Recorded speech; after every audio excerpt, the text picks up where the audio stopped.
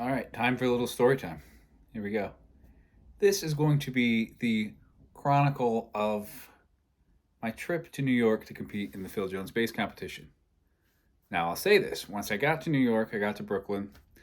I met all the people at the guitar shop NYC. Everything was great. All the people were magnificent. Getting there, I think you're going to want to grab your favorite beverage and tune in for this one. So, for some reason, it seemed like the entire universe was conspired against me to stop this trip from happening. Don't know why. That's just what it felt like. Let's start at the beginning. I had very little money to go there, right? So I was looking at my bills and I'm like, what could I not pay for that wouldn't be an extreme inconvenience to me and give me just a little bit more money so that I can go to New York? It ended up, it was my phone bill. I said, I'm not going to pay for that. I'll use that money for travel money or for food money when I'm in New York and all this other stuff. So didn't pay for that. Phone shut off right before I left. I was like, oh, that's horrible.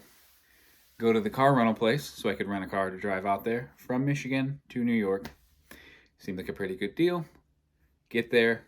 They doubled the price. There was a security deposit that we didn't discuss and I was unaware of. So it doubled the price and I couldn't do it. I go out to the truck of the guy that took me there. He was my best friend, Chris Kennedy. He took me out there. And he's like, well, I have a gift for you. A bunch of our friends put money together to give you as a gift because everyone wants you to go out there and have a good time and all this stuff. And they gave me this card. It was great. I said, oh my gosh, thank you. So I go back inside and I'm like, hey, can I pay with cash? And he's like, no.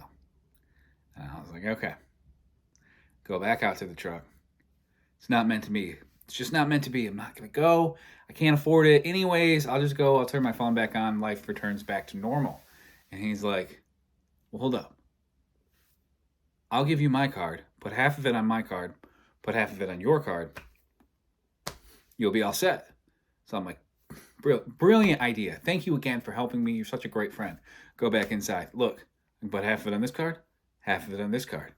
The guy at the counter goes, no, we can't do that.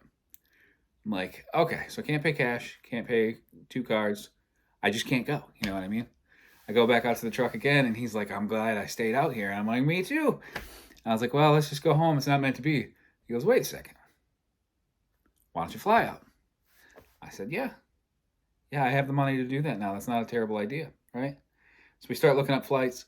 The only one that was available left on Thursday at 2 p.m. We could not find anyone to take me there on Thursday at 2 p.m. It's not meant to be, I say again. And he goes, well, wait a minute. How about a bus? I said, I don't want to, but I'll take a bus out to New York. I feel like I really need to go out there. This is very important to me. So we start looking it up. The only bus that would go out there would be a 27-hour trip. And I wouldn't get into Brooklyn until Friday. And I was like, that's a terrible idea. We already have a room reserved. I have to be there on Thursday. And I'm like, it's just not meant to be. And my friend goes, well, wait a minute. How about a train? I said, a train? He goes, how about a train? There's a train leaving tonight that will get you there Thursday night. I said, yeah, let me think about this for a minute and then we'll book it. I book the ticket and we go right to my house, pack everything up that I need, which wasn't everything I should have had, but it was like all the stuff I use every day. I had put my bass, my MTD Super 5, in my MTD gig bag. Put my clothes in the gig bag. I took my Bible with me. That's stuff I use every day. My toothbrush, deodorant, cologne, stuff I was going to need. And it was a bare bones trip. And then I left for New York, right? Go to Jackson, Michigan to get picked up by a bus to be taken to Toledo, which really had to we went to Ann Arbor, and then we went to Detroit, and then we went back down to Toledo. I get on the bus. There's only two people on the bus, me and some other guy. He sits in the very back. I sit in the middle. I say, the middle, no one's going to sit in the middle. I'll be by myself. I can gather my thoughts. This is happening. It's real. Like, this is wild. I'm so excited. Very next stop, 5 people get on, and they all sit directly around me. One guy in front of me, 2 guys behind me, one guy immediately to my right. And I think, maybe I'll just catch some sleep. You know what I mean? And they said, hold on a second. You're not going to sleep on this bus. Guy on the right, talking to presumably his mistress. I don't know who it was. He kept saying that he couldn't use his card because then it would be tracked and she would know where he was and all this crazy stuff. And he was on speakerphone the whole time. 2.5 hours to Toledo, talking about very private stuff quite loudly. Guy behind me, 10-second sport clips that were just relentless the whole time. And I thought, you know what? I can collect myself. I can center myself here. Whew, deep breaths will make it. Once I get off this, it's going to be smooth sailing. I get to the Toledo train station, train depot. I don't know what the name of it is. And it is shocked my system, to say the least.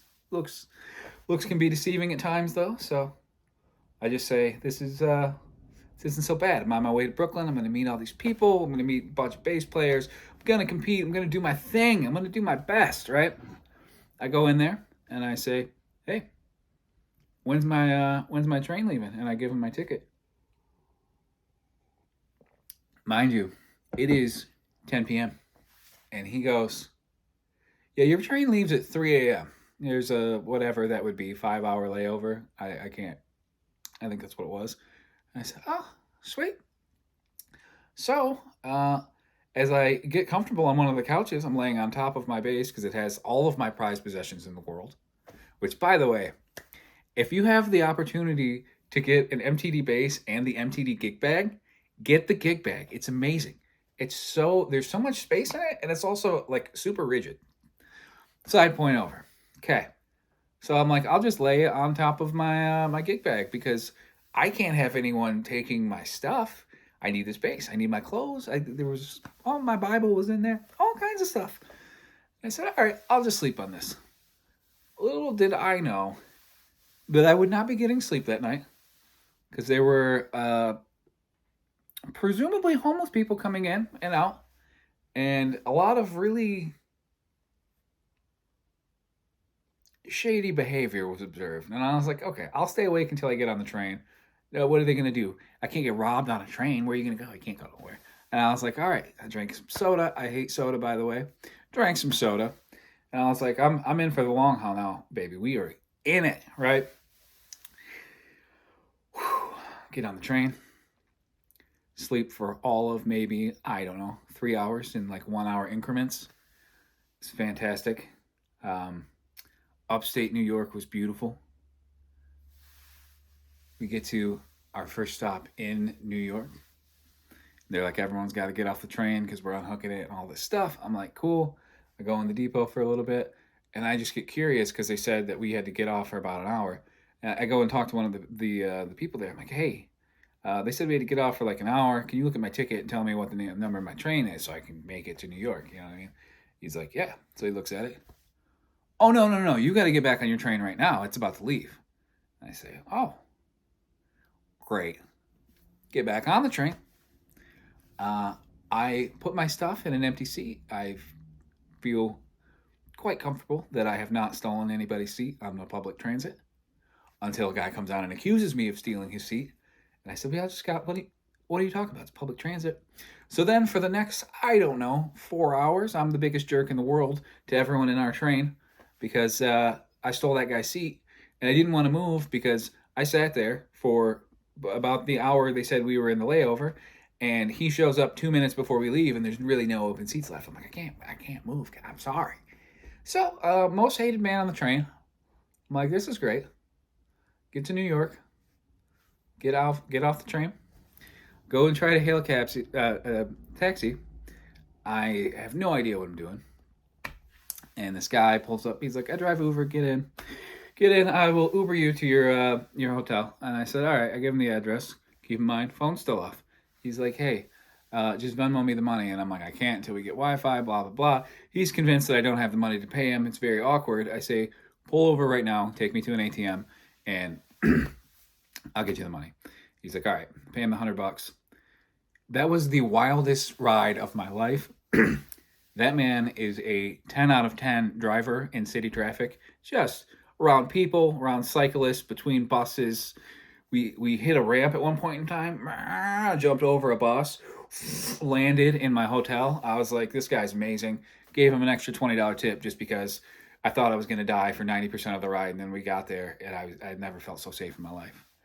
Walk into the hotel. I'm like, oh my gosh, I finally made it.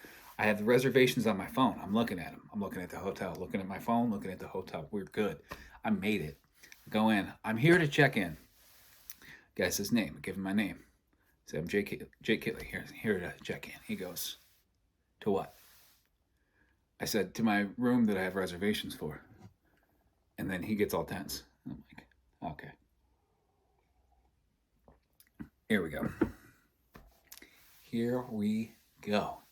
He says, I'm sorry, but I can't find your reservation anywhere. And I said, well, I have it right here. Look at my phone. Look at this right here. It says that there's a reservation for me for this hotel tonight. And he was like, well, the way that this works is that their system and our system don't link up, so I can't find it. And I said, okay. And then he's like, well, if you can just pay for the 2 rooms now, we do have an open room, or the 2 nights now, we do have an open room for you. I said, all right. I didn't pay for it. My friends pooled their money together because I was too poor to even go. And he's like, okay, well, get your friend's card number and we'll do this. And I said, all right. So I do that. And he goes, well, I can't just charge that. And I was like, okay, can you want to talk to him? And he was like, no, he has to email us. I'm like, all right. So we do that. And then he's like, it's not going to work. It's just impossible, basically. And I'm like, okay, how much is one night? And he's like, it was like less than $150. I said, yeah, I can afford that. Give me one night. I need to go to sleep. I've been awake since Wednesday at 5 in the morning. And it is now Thursday at like 9:40. It was almost 10 o'clock. And I'm like, I just need to go to bed, dude. Let me go to sleep. And he's like, all right, I can do that for you if you pay the price. I said, fine. So I paid the troll toll. And then I go and get in my room. And I just go to bed immediately because I'm exhausted. And while I'm laying there, I'm contemplating the journey. And it's like montaging through my mind how difficult the whole thing was. And I just felt like, man, I'm going to wake up in the morning and I'm probably just going to go home. This was the hardest thing I've ever had to do in my life. I left a bunch of stuff out that was probably inappropriate. I'm assuming kids are going to see this eventually. So there was a lot of other stuff that happened, right? I get up in the morning and first of all, I freak out. I don't know where I am. I'm like, because again, I didn't sleep for 2 days and I'm like, I figure out where I am. I'm like, oh my gosh, I'm safe. I'm in Brooklyn. Let's go see what this is all about. I go and I eat breakfast at Big John's Diner, I think is what it's called. It was amazing, by the way. But I go to pay and I can't find my card. I can't find my money. My mind is racing. I'm this wood guy from Michigan. You know what I mean? I don't know what I'm doing. And I tell the guy at the cash register, I'm like, hey, I can't find my card. I have the money. And again, he can see the panic in my face. And he's like, don't worry about it. Go get your card. Come back. We trust you. And I said, okay. As I'm going to leave, and my heart is going probably 600, 700 beats a minute, I reach in my left pocket, and there's my card with all my debit card and all the. I was like, oh, thank you, God. Thank you for that one solid that I've had this trip. And I'm like, you know what? Maybe this isn't so bad. Maybe I can make it. You know what I mean? And then I pay for my food. I go back to my hotel, and I'm like, I'm going to play my bass. I'm going to run through my piece real quick, make sure that I can do this, you know, try to relax, center myself. And I play through the piece twice. And I promise you, that MTD Kingston Super 5 has never played so good. It was like this euphoric moment of like, maybe I can do this. The tides have changed. We're making it, baby. You know what I mean? And it played great when I got it. But this was just like, it was like boutique bass level. Like, oh my gosh, it was just perfect. I was like, all right, man. I'm going to take a shower. I'm going to leave here at 11. I have no idea what I'm going to do. My phone doesn't work. I can't look up the itinerary of what to do in Brooklyn. I'm like, I'm just going to wing it. I get out of the shower. I look on the Keurig that's in my room, and there's just a cockroach staring at me. Just like lifting weights. Just staring at me. Just like bench pressing. Not unafraid of the light and unafraid of me moving around in the room. And I thought, yeah, you know, this is probably a sign that I should just go. Pack everything up. I leave, and I'm like, dude, I don't know what I'm gonna do. I might go to McDonald's, get on the free Wi-Fi, might go to this park that I saw that's by the area, and the little voice comes on, hey, go to Dunkin' Donuts and get a tea. And I said, Dunkin' Donuts has not good tea. I don't know if I want to get the tea. You need the tea. I said, all right, I'm gonna go to Dunkin' Donuts and get a tea. And I walk down there. I'm in there in line. I order the tea. I'm like, man, I just got to make it through the day. Once I make it through the day, I'll be fine. And then in walks Mike Albranda of Phil Jones Bass. And he's like, hey, what's going on? And I was like, holy smokes, what are the odds that I see you? In my mind, I'm like, this is how God works. He put me in this situation. He said, you need that nasty tea. And he's like, yeah, what's up? And I was like, I don't know. He's like, well, what are you doing for the rest of the day? And I'm like, I was going to go sit in a park for 8 hours and wait for the competition to start and then show up, when I was ready. And he's like, no, that's nonsense. Come with me to the guitar shop. And I said, okay. So we go at about 11. I'm in the guitar shop NYC, which has, I don't know, about $10 billion worth of very nice guitars, electrics, acoustics. There were banjos in there. There's all kinds of basses in there. And I'm like, okay. So I just went from not knowing what I was going to do all day long to being invited into this place for basically the whole day. I'm like, cool. That was a drastic change of events. You know what I mean? And then I get there. I get to meet Eric, Eric Coco, the Labella strings guy. I get to meet Jimmy, hand making instruments in the back. I got to meet Moss. Like, it was insane. It was so cool. Yeah, and then I spent the next, I don't know, 5-6 hours playing guitars that I'll never be able to afford. And then everyone started showing up. I got to meet all of these wonderful bass players. I got to meet Michael and Daniel Tobias. That was crazy. Literally, I could not have made it home if Daniel Tobias did not help me. So I think he saw the look on my face when the competition was over. And I was like, they were like, hey, are you going to hang out? And I was like, I have to leave immediately to go catch a train or to catch a bus back to Michigan. I said, how do I take the subway to get back to Port Authority so I can get on the Greyhound and come to Michigan? But I think when I said that, I was more like this. Please help me. You know what I mean? And he was like, I got you. Don't worry. No, you're freaking out right now. We're going to get you home safe, guy. It's magnificent. Full disclosure, I am an MTD Kingston artist, and I realized in that moment that I signed up with the right team. Now, there's people that say you shouldn't really do endorsements and all that stuff. Probably true. I signed up for the right team. They helped me out. They got me home safe. So, yeah, that was my trip in a nutshell. Like, my close friends and families will get the extra details of what really went on. But I can say full disclosure, that was one of the most stressful trips of my life. The whole universe conspired against me at every turn, and it just kept like squeezing me more and more. And I finally made it through the grace of God. And he put me in the right place in the right time to meet Mike. And he was like, let's go make your life 1 billion times better. And then I got to, man, there's a video of that competition online. It's on YouTube, or it's on Facebook. I'll see if I can post it below so you can see these guys that played. They were unbelievable. I got to meet like 10 other amazing bass players, and it was such a good time. So, in summary, my trip started like this,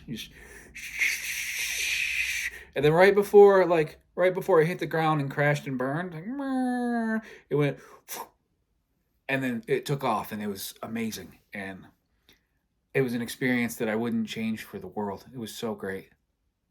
So, if you enjoyed this journey that we just went on at all, and you want to see more stuff like this, hopefully not like this. Hopefully I don't have more stories like this. That would be bad. But if you want to see music stuff, music videos, music tutorials, if you want to see, if you're into, I don't know, we do all kinds of stuff. Check out the channel. If you liked it, leave a like. That would mean a lot to me. Go ahead and subscribe. And yeah, stay tuned. We have many great things coming up.